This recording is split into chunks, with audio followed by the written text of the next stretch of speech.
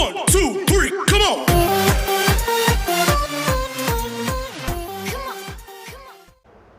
चलो good morning, कैसे आप लोग। तो देखिए आज से अपन पढ़ने वाले बेटा क्वेश्चंस।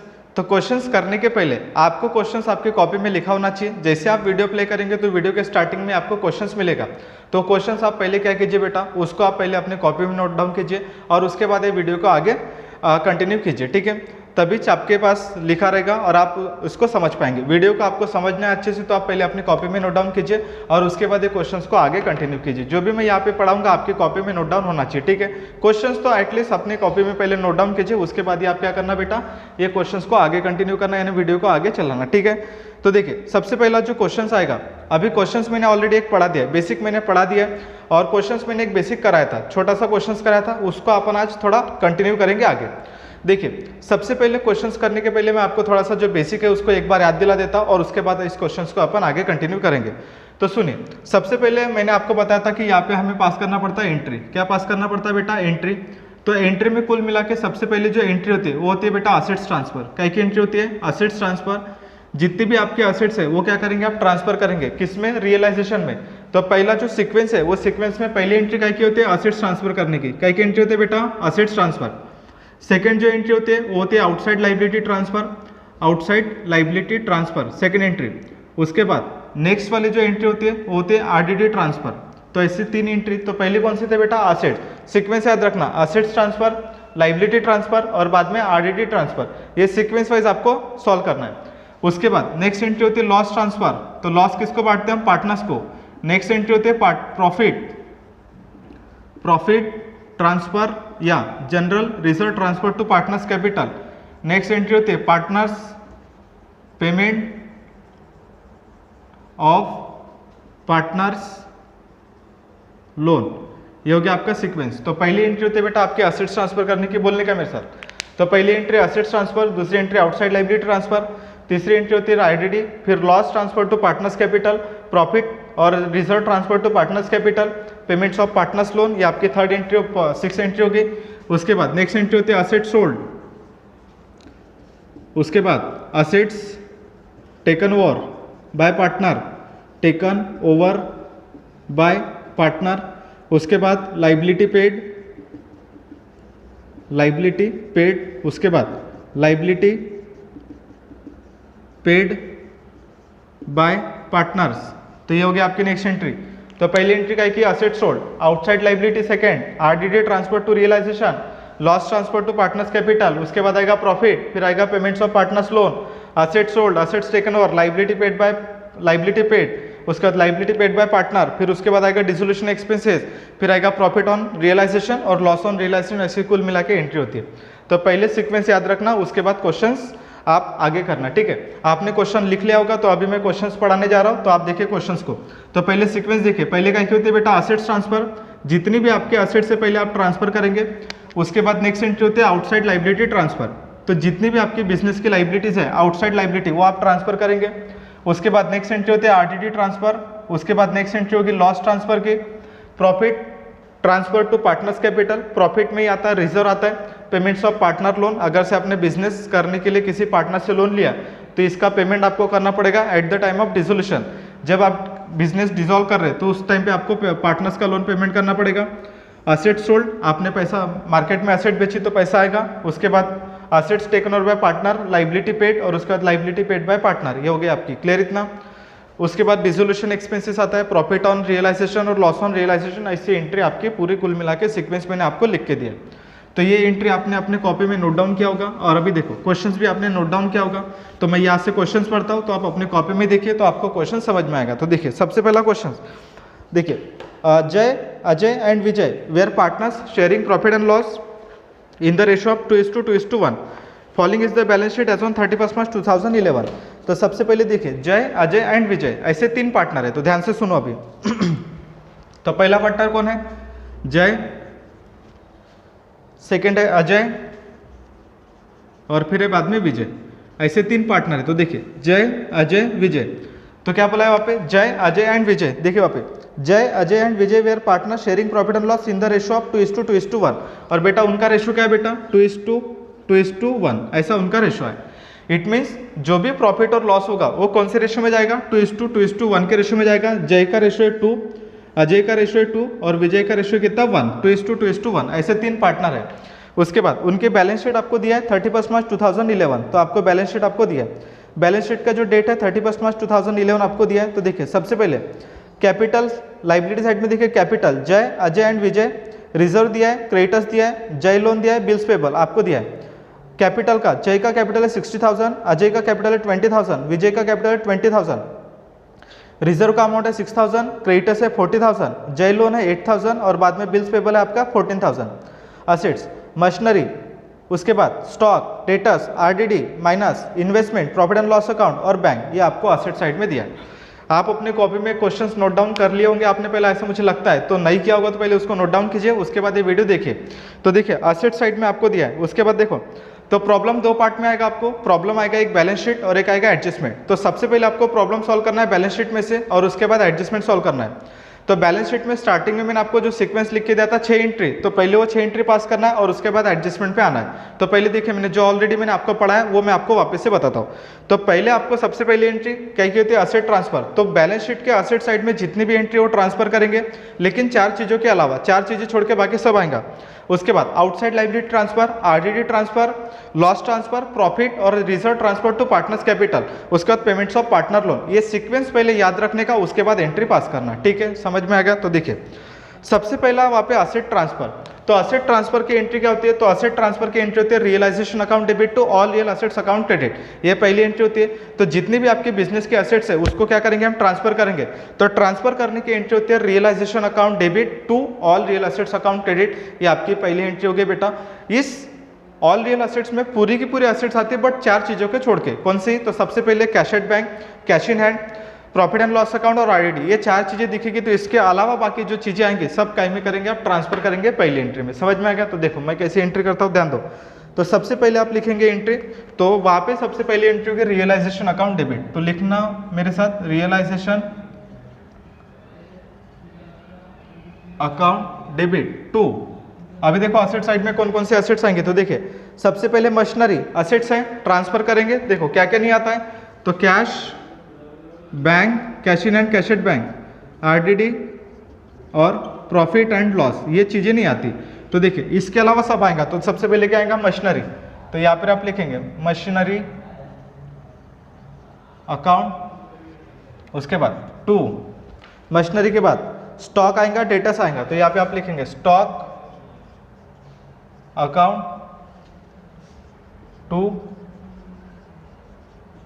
Debtors account. उसके बाद इन्वेस्टमेंट, तो यहाँ पे आप लिखेंगे next to investment account credit.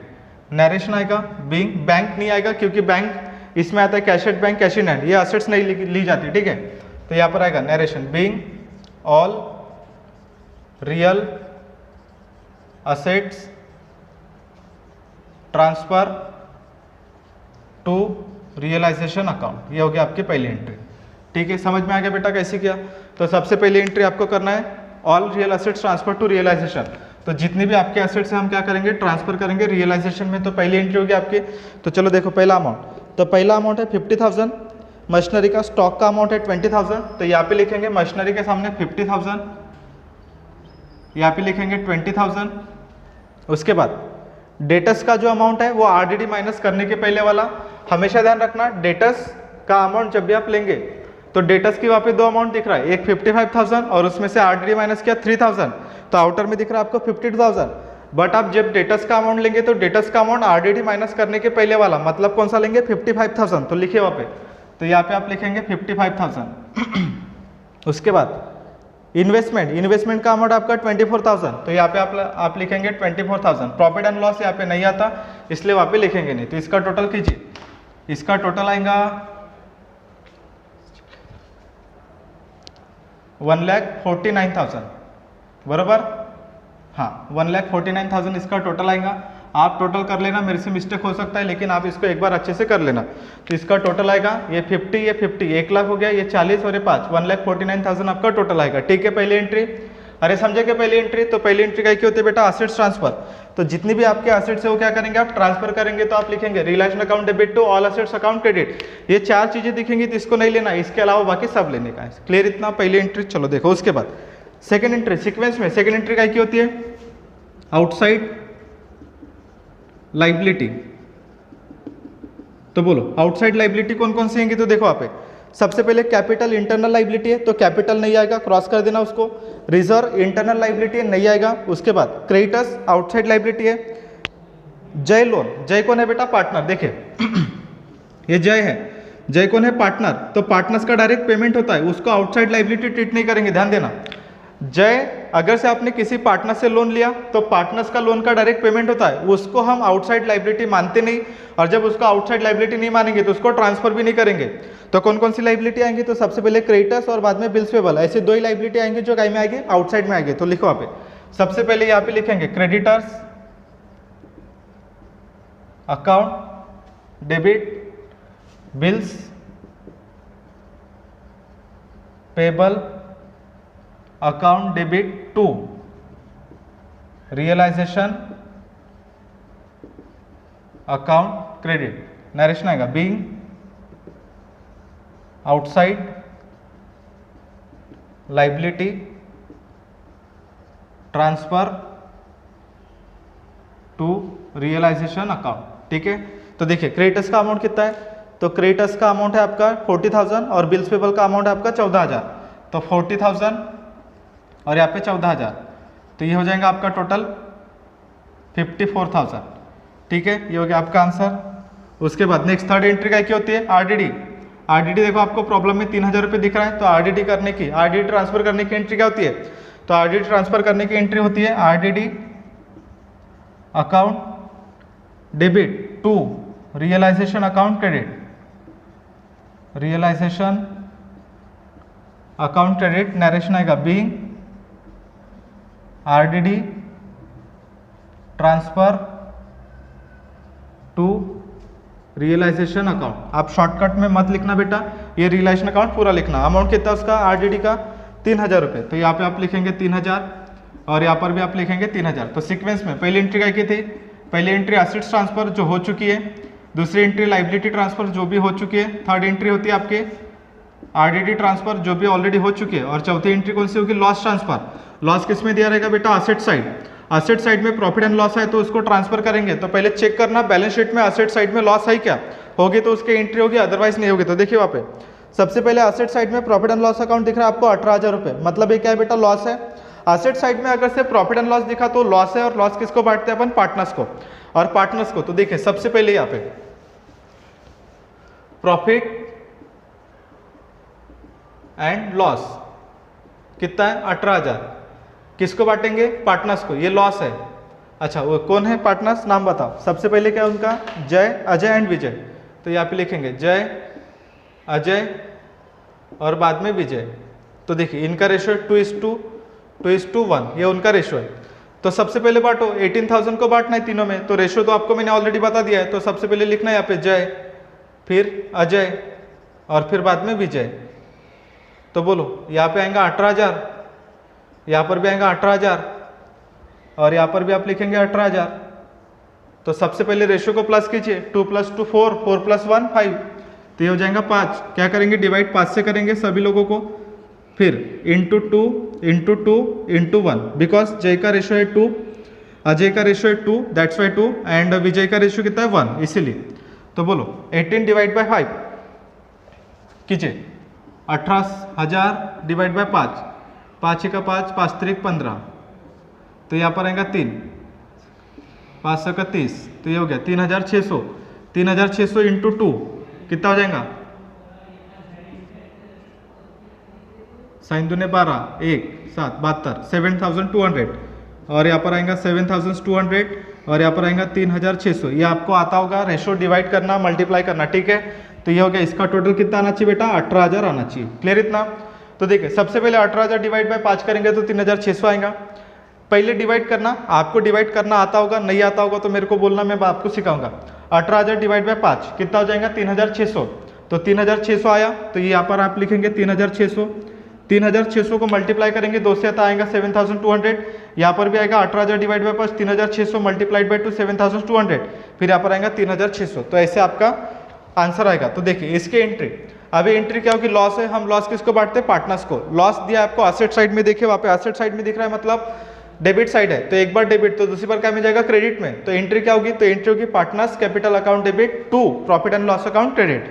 तो यहाँ पे एंट्री कैसे लिखेंगे, तो लिखो यहाँ पे सबसे पहले पार्टनर्स कैपिटल, तो आपको पहले पार्टनर्स के नाम लिखने पड़ेंगे, तो लिखो यहाँ पे। तो यहाँ पे लिखेंगे जय capital account debit, second partner के सीक्वेंस में लिखना पार्टनर्स के नाम, अजय कैपिटल अकाउंट डेबिट। उसके बाद नेक्स्ट कौन है बेटा, विजय, तो यहाँ पे लिखेंगे Vijay capital account debit to profit and loss account credit. Narration being loss transfer to partners capital account, ये हो गया। तो बताओ सबसे पहले जय का अमाउंट कितना है, 7200, 7200 और 3600, तो टोटल हो जाएगा 18000। तो पूरा प्लस करेंगे आप 18000, क्लियर। तो बेटा लॉस ट्रांसफर करेंगे, Jay capital account debit, Ajay capital account debit, Vijay capital account credit. तो सबसे पहले उनका लॉस है, रेशो में बांटेंगे, रेशो को पहले प्लस करना, 2 + 2 4, 4 + 1 5, डिवाइड करेंगे 5 से, 18000 18000 18000 तीनों में बांटना है, तो तीनों को प्लस करना पहले, 18000 divide by 5 divide by 5 divide by 5 multiplied by, जय का रेशियो 2, सेकेंड अजय का रेशियो इज गिवन 2, फिर विजय का 1 है, तो multiplied by this particular ratio, जो भी आपको दिया है उसके अकॉर्डिंग आपको उसको डिवाइड करने का है। और उसके बाद एंट्री, लॉस का ट्रांसफर करने की एंट्री क्या होती है, तो जो लॉस ट्रांसफर करेंगे उसकी एंट्री होती है पार्टनर्स कैपिटल। तो पार्टनर्स के आपको नाम लिखने पड़ेंगे, जय capital account debit, Ajay capital account, फिर उसके बाद विजय कैपिटल और फिर बाद में प्रॉफिट एंड लॉस। क्लियर इतना, ये हो गया आपकी फोर्थ एंट्री। उसके बाद नेक्स्ट जो एंट्री होती है वो होती है बेटा आपकी जनरल रिजर्व या प्रॉफिट एंड लॉस अकाउंट, जो लाइबिलिटी साइड में दिया रहता है। तो पहले प्रॉब्लम में जो मैंने सीक्वेंस लिख के दिया, पहले सीक्वेंस याद करने का और सीक्वेंस वाइज बैलेंस शीट में चेक करने का कि वो पर्टिकुलर आइटम दिया है क्या। अगर से वो पर्टिकुलर आइटम देगा तो आपकी एंट्री होगी, अदरवाइज नहीं होगी। तो चेक करो प्रॉफिट एंड लॉस लाइबिलिटी में दिया है क्या, लाइबिलिटी में अगर से प्रॉफिट एंड लॉस है तो प्रॉफिट होता है, और रिजर्व आए तो रिजर्व भी आएगा प्रॉफिट एंड लॉस में, सॉरी लाइबिलिटी में। तो देखिए सबसे पहले लाइबिलिटी आप चेक करेंगे, तो लाइबिलिटी में दिखेगा आपको रिजर्व 6000, कितना दिखेगा बेटा 6000। तो जो 6000 रुपीज रिजर्व है वो किस में दिख रहा है, लाइबिलिटी में। रिजर्व मतलब प्रॉफिट, किसको बांटेंगे, पार्टनर्स को, सेम एंट्री। तो क्या एंट्री होगी, तो देखिए रिजर्व किस में लिखा है, लाइबिलिटी में। लाइबिलिटी का मतलब क्या होता है, क्रेडिट। तो एक बार क्रेडिट तो दूसरी बार क्या में जाएगा, डेबिट में। तो एंट्री क्या होगी, तो इसकी एंट्री होगी general reserve account debit to, हाँ नाम क्या है पार्टनर्स के, तो पार्टनर्स के नाम है पहला sequence wise Jay capital account credit, उसके बाद to which Ajay capital account credit, और उसके बाद आएगा to Vijay capital account credit. Narration लिखेंगे बीइंग क्या नरेशन आएगा इसका, being general reserve transfer to partners capital account, ये इसका नरेशन आएगा। ठीक है, तो चलो रेशियो में डिवाइड करो वापस से। तो रेशियो में डिवाइड करेंगे तो 6000 डिवाइड बाय 5 कैसे आया, ऑलरेडी मैंने आपको बता दिया, इसके पहले वाला चेक कर लेना video. 6000 divide by 5 into 2 into 2 into 1, क्योंकि ऑलरेडी दिया है तो करो 2400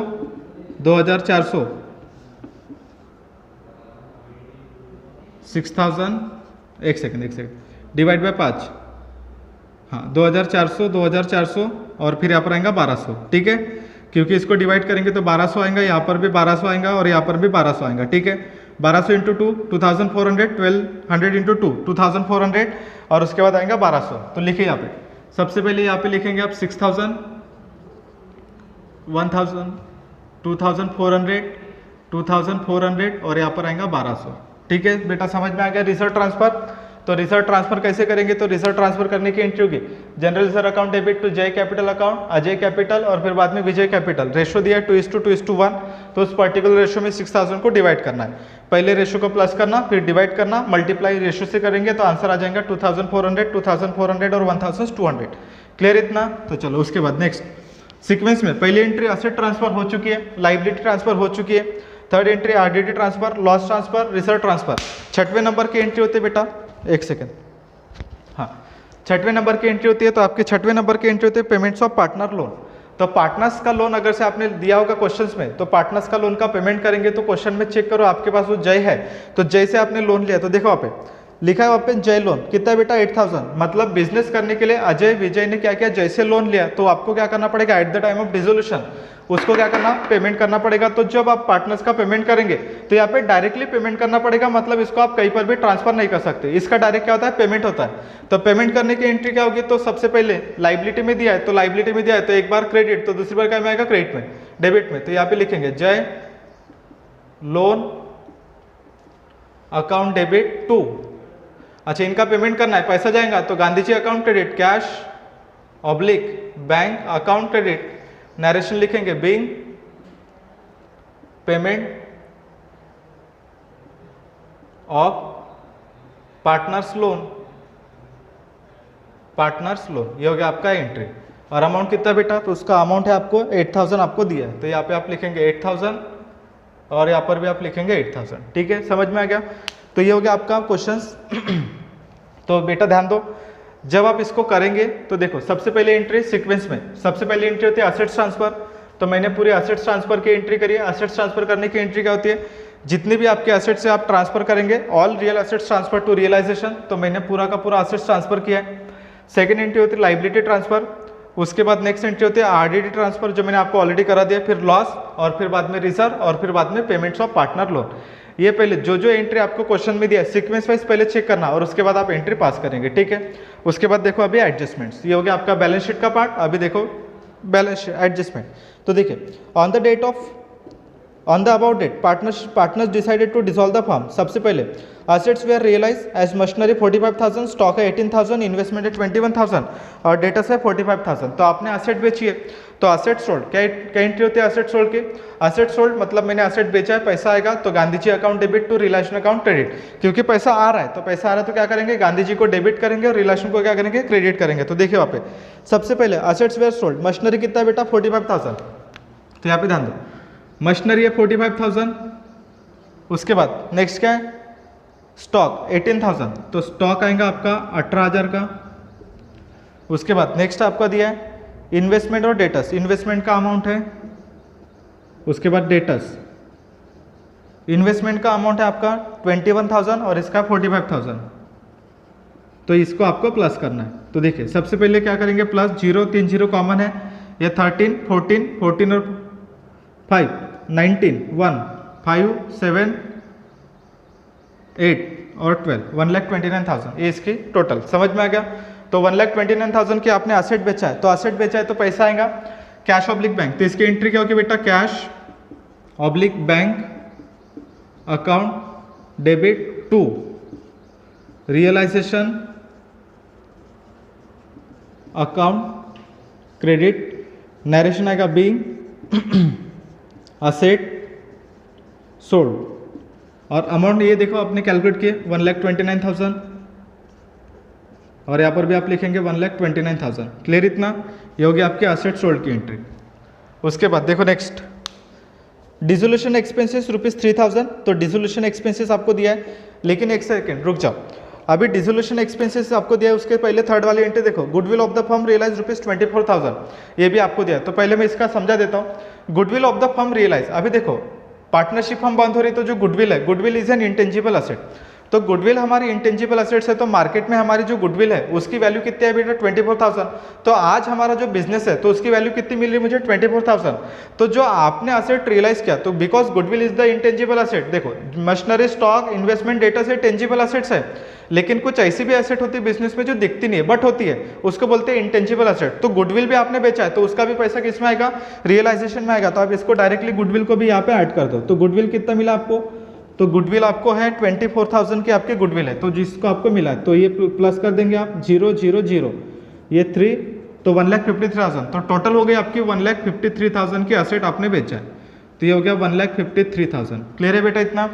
तो पहले आपको पूरा प्रॉब्लम पढ़ना है और देखना है कि कितनी असेट बेचा है। तो वहाँ पे जो असेट सीक्वेंस में आपको दिया है, पहले मशीनरी बेचा है, फिर उसका स्टॉक है, इन्वेस्टमेंट है, डेटर्स है, और जो थर्ड वाली entry goodwill of the firm realise ₹24,000, ये आपने बिजनेस के गुडविल को बेचा है, तो उससे कितना पैसा मिला है 24,000, तो वो भी आपको क्या करना पड़ेगा, असेट सोल्ड में ऐड करना पड़ेगा। ठीक है, उसकी सेपरेट एंट्री नहीं करने का, उसको वहीं पर ऐड करके छोड़ देना। ठीक है, चलो उसके बाद नेक्स्ट डिसोल्यूशन एक्सपेंसेस वे ₹3,000। तो डिसोल्यूशन एक्सपेंसेस मतलब होता है जो पार्टनरशिप फर्म है उसको बंद करने का जो खर्चा है उसको बोलते हैं डिसोल्यूशन एक्सपेंसेस। तो डिसोल्यूशन एक्सपेंसेस पेड रुपीस कितना है 3,000। तो चलो पैसा जाएगा तो एंट्री क्या होगी, तो डिसोल्यूशन एक्सपेंसेस की entry realisation account debit to cash oblique bank account credit, cash oblique bank account credit, narration आएगा being dissolution expenses paid. Dissolution expenses को रियलाइजेशन एक्सपेंसेस भी कहा जाता है। डिसोल्यूशन एक्सपेंसेस पेड और अमाउंट कितना आएगा बेटा आपका 3,000 और यहाँ पर भी आएगा 3,000। ये हो गया आपके एडजस्टमेंट्स। तो चलो यहाँ तक हो गया आपका। तो उसके बाद एक मोस्ट इंपॉर्टेंट एंट्री मैं आपको बताता हूँ। 3 एंट्री हो चुकी है अपनी। तो देखिए सबसे पहले असेट रियलाइज, मशीनरी है, इन्वेस्टमेंट है, स्टॉक है, डेटर्स है, उसके बाद goodwill of the firm realise ₹24,000 और उसके बाद डिसोल्यूशन एक्सपेंसेस पेड। उसके बाद मोस्ट इंपॉर्टेंट एंट्री मैं आपको बताता हूँ, ध्यान दीजिए इधर, ध्यान से सुनना। अभी देखो सेकेंड एंट्री जब आपने पास करी थी, क्या एंट्री थी सेकेंड वाली, आउटसाइड लाइबिलिटी, मतलब creditors account debit, bills payable account debit. तो क्रेडिटर्स और बिल्स पेबल ऐसे 2 लोग हैं बेटा, तो ध्यान दो, क्रेडिटर्स और बिल्स पेबल ये आउटसाइड लाइबिलिटी है, मतलब इनको कंपलसरी पेमेंट करना होता है, क्योंकि हम लोगों ने इनसे पैसा लिया तो इनको पेमेंट करना ही पड़ेगा। क्रेडिटर्स को भी पैसा देना पड़ेगा, बिल्स पेबल को भी पैसा देना पड़ेगा, ये हमारी लाइबिलिटी होती है। लेकिन आपने पहले क्या किया, उसको ट्रांसफर कर दिया, बट एडजस्टमेंट में इसके बारे में कुछ भी नहीं बोला है कि हमें क्रेडिटर्स को कितना पैसा देना है और बिल्स पेबल को कितना पैसा देना है। एडजस्टमेंट कुछ भी नहीं दिया है। तो ध्यान रखना बेटा, अगर से आउटसाइड लाइबिलिटी पेड ऐसी आपको प्रॉब्लम है, एडजस्टमेंट दिया तो एडजस्टमेंट के अकॉर्डिंग जितना भी अमाउंट आपको दिया उसके अकॉर्डिंग आप एंट्री करेंगे। बट कभी कभी प्रॉब्लम में एडजस्टमेंट देता ही नहीं कि आपको आउटसाइड लाइबिलिटी का पेमेंट करना है करके। इस केस में आपको क्या करना है बेटा, कंपलसरी आपको प्रॉब्लम में दिया रहेगा तो भी आपको आउटसाइड लाइबिलिटी पे करना पड़ेगा, अगर से प्रॉब्लम में नहीं दिया तो भी आपको आउटसाइड लाइबिलिटी पे करना पड़ेगा, because it is a compulsory payment. ये कंपलसरी पेमेंट करना ही होता है कि जब आपकी डिसोल्यूशन, आपकी बिजनेस डिसॉल्व हो रहा है तो आपको कंपलसरी इन लोगों को पेमेंट करना ही पड़ेगा। इवन प्रॉब्लम में नहीं दिया तो भी आपको पे करना ही पड़ेगा। ठीक है, तो आप इसको पे करेंगे तो कंपलसरी इसका आपको पेमेंट करना ही पड़ेगा। बुक वैल्यू पे जितना अमाउंट दिख रहा है उतना आपको पे करना पड़ेगा। अगर से एडजस्टमेंट में नहीं बोला है तो जितना बुक वैल्यू दिख रहा है उतने पे पेमेंट करना पड़ेगा, और अगर से आपको एडजस्टमेंट देगा कि हमें क्रेडिटर्स को इतना पेमेंट करना है तो उसके अकॉर्डिंग। बट अभी क्वेश्चन में आपको नहीं दिया कि आपको क्रेडिटर्स को कितना पेमेंट करना है बिल्स पेबल को, क्योंकि आपने लिया कितना 40 और कितना 14, तो ये आपको कंपलसरी पेमेंट करना पड़ेगा। भले ही आपको क्वेश्चन में नहीं दिया है तो भी आपको कंपलसरी पेमेंट करना पड़ेगा। मतलब आउटसाइड लाइबिलिटी पेड ये कंपलसरीली एंट्री आपको करना ही पड़ेगा। इवन अगर से प्रॉब्लम में नहीं दिया है तो भी आपको करना है, और दिया है तो भी आपको करना ही पड़ेगा। ये बात समझ में आ गई मैंने क्या बोला?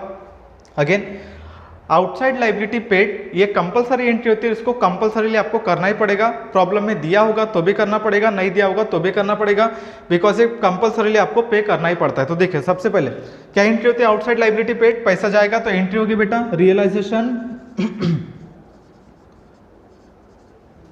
Account debit to cash oblique bank account credit. Narration लिखेंगे बीइंग आउटसाइड लाइबिलिटी पेड, और अमाउंट कितना आएगा तो देखो सबसे पहले क्रेडिटर्स का अमाउंट था आपका वही वाला अमाउंट, जब आपको नहीं दिया तो यही वाला अमाउंट लेंगे आप 40,000, और बिल्स पेबल का अमाउंट भी आप यही लेंगे कितना बेटा 14,000, तो टोटल कितना हो गया 54,000। कंपलसरी आपको पेमेंट करना पड़ेगा, तो यहाँ पर आप लिखेंगे 54,000 और यहाँ पर भी आप लिखेंगे 54,000, स्टार मार्क करके रखता हूँ, इंपॉर्टेंट है ये। तो देखिए सबसे पहले मैंने क्या बोला, कंपलसरी आपको इस चीज का पेमेंट करना पड़ेगा, भले ही आपको प्रॉब्लम में दिया है तो भी करना पड़ेगा, नहीं दिया है तो भी करना पड़ेगा, क्योंकि कंपलसरीली आपने ये लाइबिलिटी लिया है तो इसको आपको डिसोल्यूशन टाइम पे करना ही पड़ेगा। बिकॉज ये बिजनेस की कंपलसरी लाइबिलिटी होती है, इसलिए उसका पेमेंट करना होता है। समझ में आ गया बेटा ये? तो ये हो गया आपका पूरा कंप्लीट प्रॉब्लम जो मैंने आपको एंट्री कराया। ये सिर्फ और सिर्फ मैंने आपको एंट्री कराया, इसके लेजर नहीं। लेजर तो मैं आपको इसके कल कराऊंगा, लेकिन पहले अपने को एंट्री की प्रैक्टिस करना है। एंट्री कैसे करते हैं समझ में आ गया बेटा? सीक्वेंस याद करना और उसके साथ साथ जो जो एंट्री आपको दिया है वो आपको करना पड़ेगा। लेकिन ये वाली एंट्री आपको प्रॉब्लम में नहीं दिया है तो भी आपको कंपलसरी करना ही पड़ेगा, इसके बिना कोई ऑप्शन है नहीं। समझाइए? अरे क्लियर है क्या? तो ये आपका पूरा क्वेश्चन है, इसको अभी आप अपने कॉपी में नोट डाउन कीजिए और उसको मुझे 2 बार करके बताइए। आप उसको 2 बार मुझे करके बताइए, पहले बिना देखे कीजिए। जितना आता है उतना पहले खुद से कीजिए और नहीं समझ में आया तो फिर आप कॉपी में देख सकते हैं। क्लियर इतना? चलो इसके बाद अपन मिलेंगे नेक्स्ट वीडियो में। आज के लिए इतना काफ़ी है। चलो थैंक यू सो मच।